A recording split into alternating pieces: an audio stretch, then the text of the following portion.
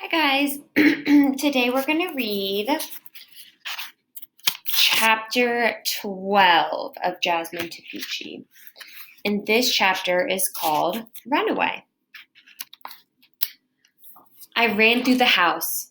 I passed Cousin Anna, who was still watching the twins. I yanked open the front door. My feet pounded against the concrete as the breeze blew the hair off my face. When I got to Mrs. Reese's yard, I scrambled over the gate and ran to my tree. I leapt for it and climbed up. I'm thinking that I'm inferring here that she's going to her thinking spot. I climbed higher than ever.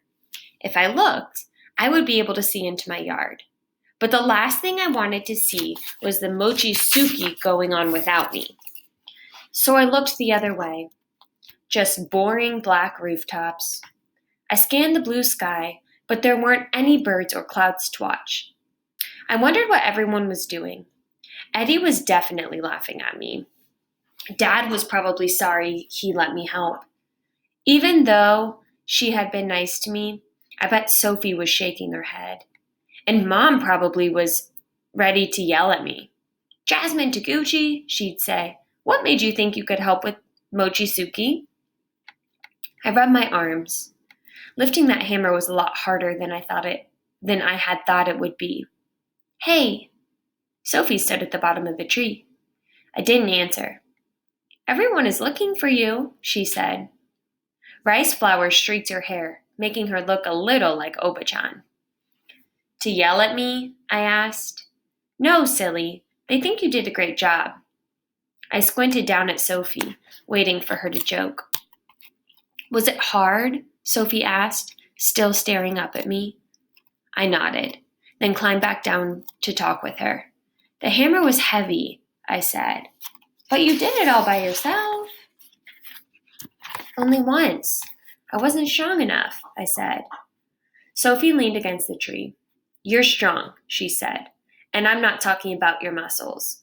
You believe in something, and you don't let anyone change your mind." I looked at my sister. I really wanted to pound mochi. "And you did it! You pounded mochi. You're the first under 10-year-old and the first girl to pound mochi in our family." My lips twitched into an almost smile. Sophie crossed her arms. I wish I had thought of asking to pound mochi. I did something that Sophie had never done. Even if she pounded mochi next year, I did it first. I was the expert. This time, my mouth turned up into a real smile. "Come on," Sophie said, tugging my arm, "before everyone discovers your secret hiding place." I let Sophie lead me home. "How did you know about my secret hiding place?" "I'm your big sister. I need to watch out for you."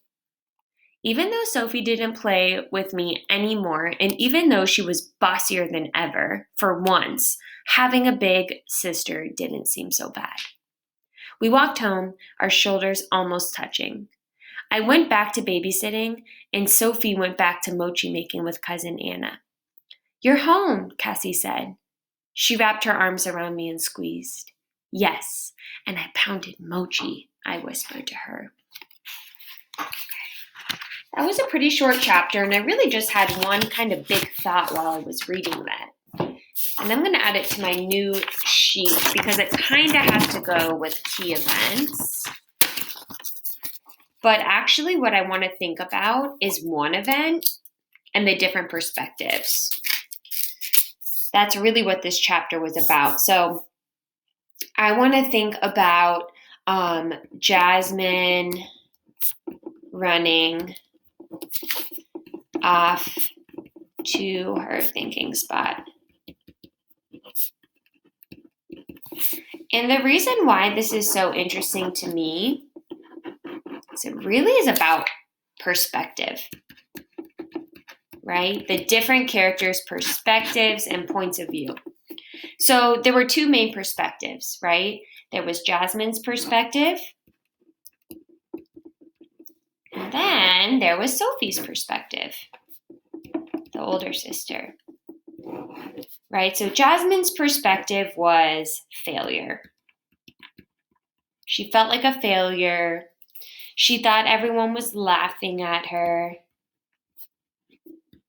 She thought her mom would yell at her. She thought her dad would be upset. Right? And she pretty much just felt like really, really bad about herself. And then when we come down to Sophie, I'm also going to add up here too. Only hit one time, right? She said, I only hit the mochi one time. But then when we come over to Sophie's perspective, Sophie had a really positive perspective, right? She said, you're strong. You advocate for yourself.